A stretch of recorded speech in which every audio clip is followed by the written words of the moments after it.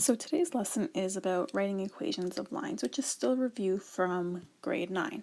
The first thing we're going to look at is the two different ways you can represent a linear equation. The first is your slope y-intercept form, which is y equals mx plus b. So m is your slope and b is your y-intercept. So I'm actually just going to write that in. This is the most common form we use just because it does give us a lot of information like we saw yesterday when we were graphing. The other form we have is standard form, which is ax plus by plus c equals 0. If you're given this form and you have to graph or use it in any way, or you need your slope and your y-intercept, just isolate for that y variable and you'll go back into y equals mx plus b. Okay, let's start with actually finding equations of lines. The first one is the most basic one. You're given the slope, you're given the y-intercept, and you have to put it all into the equation. So if my slope is negative 4, that means my m is negative 4. If my y-intercept is negative 5, that means b is negative 5. So when we put it together, y equals negative 4x minus 5. Do not put two signs there. Do not put negative 4x plus negative 5. It's just a little bit messy. If we look at number 2, our slope is 4/5. So that's our m value. Our y-intercept is positive 1. And that's our b value. So together we have y equals 4/5x plus 1. Whenever your y-intercept is positive, make sure you write that addition sign. Don't just leave it empty. Okay, I want you to pause the video right here, do number 3 and 4 on your own, and then we will check it. Okay, so for number 3, you should have had y equals 5x minus 3. For number 4, y equals 1/3x. Technically, you can write plus 0 at the end for the y-intercept, but you really do not have to do that. The next method we're going to look at is if you're given the slope and a point. So when you're given a slope, that's your m value. When you're given a point, you don't have the y-intercept anymore, but you do have an x and a y. So what I'm going to do first is plug that slope into my equation. Y equals 3x.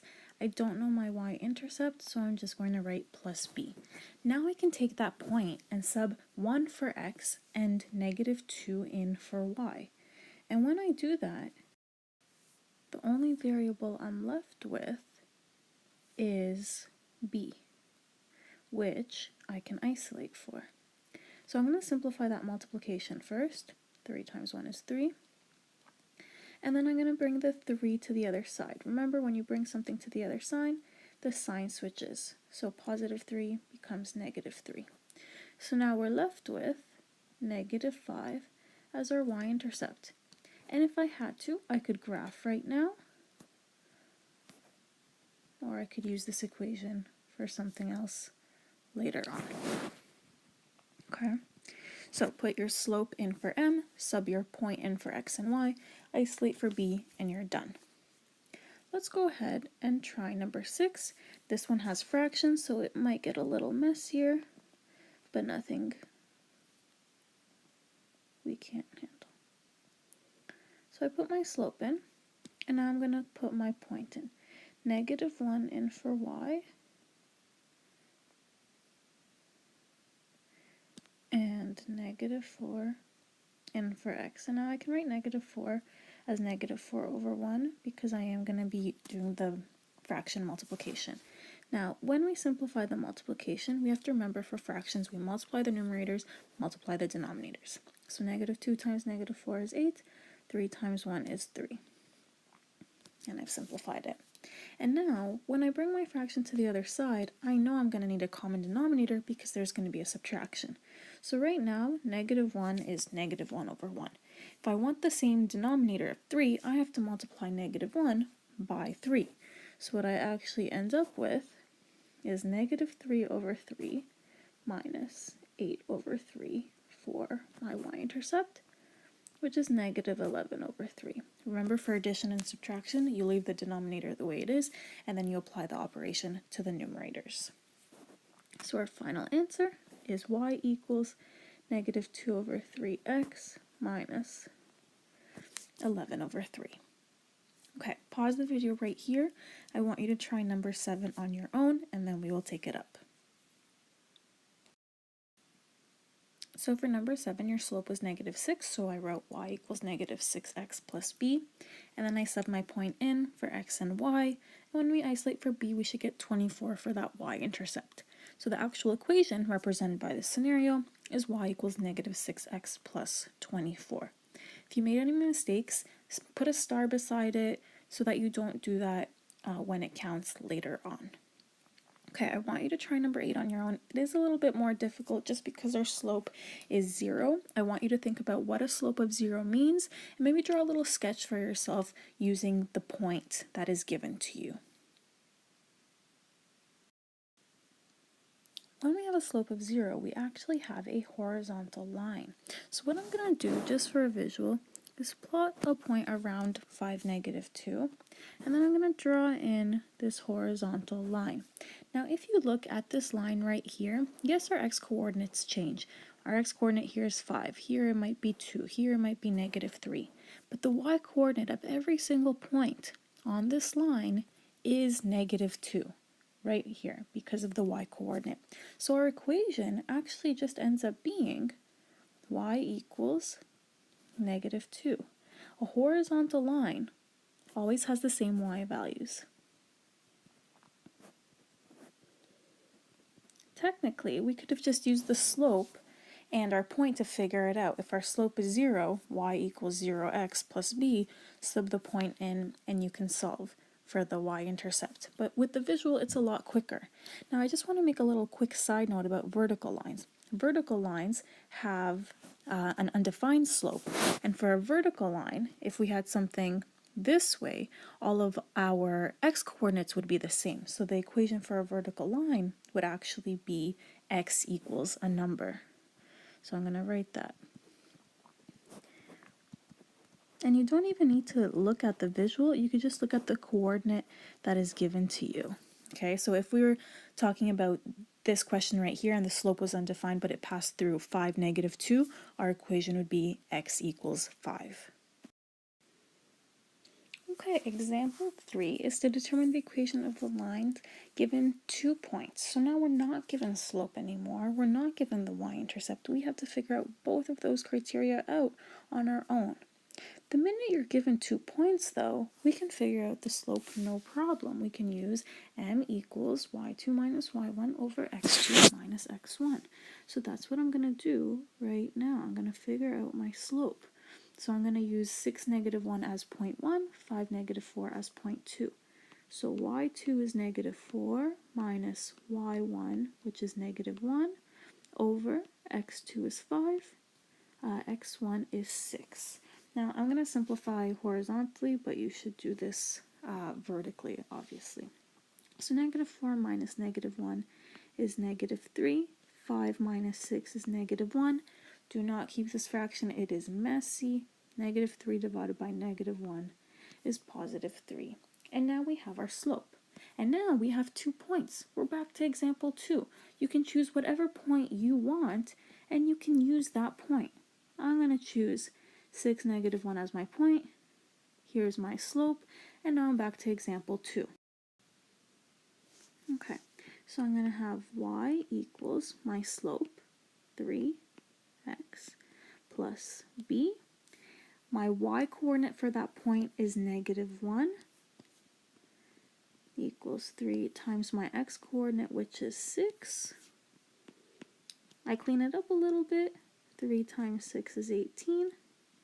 And I bring 18 to the other side, and when I bring it over to the other side, it becomes -18, so -1 minus 18 is -19, and that's my y-intercept. Now I have my slope, I have my y-intercept right over here, so my final equation, y equals 3x minus 19. So you just do that one little modification to find your slope, and then you're back to the basics. Number 10 might look a little different. It says an x-intercept of 4, y-intercept of -6. It looks like you're not actually given coordinates, but we know that for an x-intercept, the x-coordinate is the value and the y is always 0, or 0. And for the y-intercept, we have 0, negative 6 as our coordinate. Okay, now we have two coordinates. Make sure you keep in mind though that this y-intercept is your b value. So once you find your slope, we don't have to solve for b because it's already given to us. So I'm going to go ahead and find the slope. y2, negative 6, minus y1 is 0, x2, which is 0, minus x1, which is 4. I simplify a little bit. I get negative 6 over negative 4. Clean that up. I can divide both numerator and denominator by negative 2. And I end up with 3 over 2 as my slope. Negative 6 was my y-intercept. We put that together. Y equals 3 over 2x minus 6. Now technically you could have used one of your points to solve for the y-intercept if you didn't make that connection, but that's a little bit more work, and who wants to do that? Okay, I want you to stop the video right here. I want you to try number 11 and 12 on your own, and then I'll quickly take it up once you finish them. Okay, so for number 11, we have our 2 points. So negative 8, 5 was x1, y1, negative 6, 8 was x2, y2, and I plug them into my slope formula. So 8 minus 5 over negative 6 minus negative 8. Be careful right here with the double negatives, okay? And your answer should have been 3 over 2 for your slope. Now I put that slope in for m right here. I chose to use the second coordinate just to show you can use either one. So I put 8 for y, negative 6 for x, and then I simplified. Okay, so 3 over 2 times negative 6 over 1. You could write negative 6 over 1 to make it a little easier for you to multiply. 3 times negative 6 is negative 18, and then when we divide that by 2, we get negative 9. You could have also simplified it by noticing that negative 6 divided by 2 is negative 3. When you multiply it by the numerator, you get negative 9. So there are different ways to deal with that fraction. Now I take that negative 9 and I bring it to the other side so that it becomes 8 plus 9, which is 17.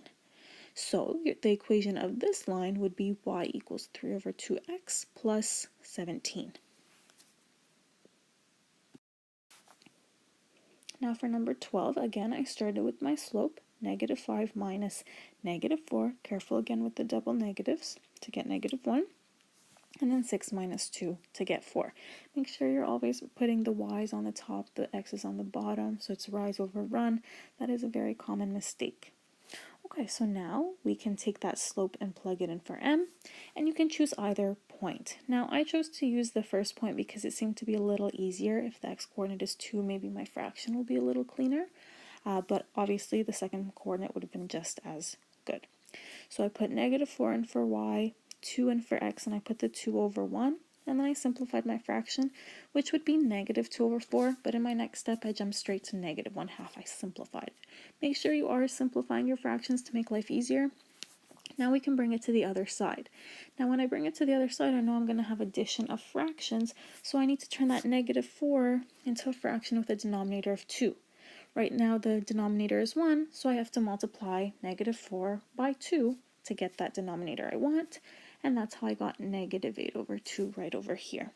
And now I do negative 8 plus 1 to get negative 7, keep the denominator the same. So negative 7 over 2 is my y-intercept. Altogether, the equation is y equals negative 1 over 4x minus 7 over 2. Make sure you are keeping your fractions. Don't turn them into decimals to make your life easier. If you really need to, invest in a nice fancy calculator or review fractions.